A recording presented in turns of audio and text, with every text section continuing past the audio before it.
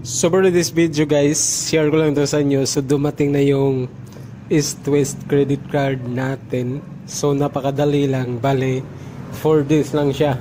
Simula nung nag-take si East West sa atin na na-approve tayo. So dumating siya is April 1, 28, March 28 yun nag-take sa atin si East West. So yan, kung nakikita nyo, ina-unbox natin yan. So gold yung binigay ni East West sa atin. Medyo malaki-laki yung credit limit na binigay niya.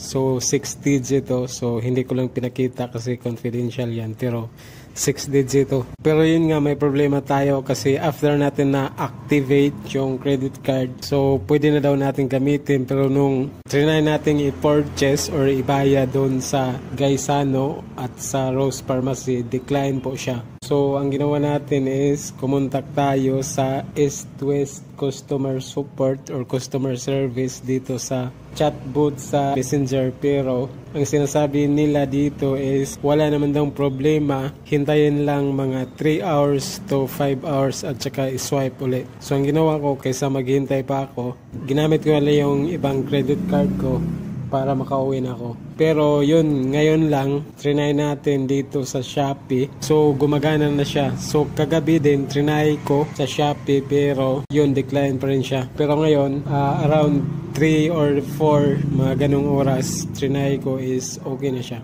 So ang i-advise ko lang sa inyo dito is pagkatapos nyong i-activate yung East West credit card nyo, kung bago yan, hintayin muna mga 24 hours to 2 days. 2 days to 72 hours, mga ganun, bago nyo gamitin or bago nyo i-purchase. Kasi parang nagpa-process pa yata yung activation nyo. Hindi pa siya fully verified sa system. Kaya siguro ganun ang nangyari. So yun lang sa video na to at sana ay may tunan kayo.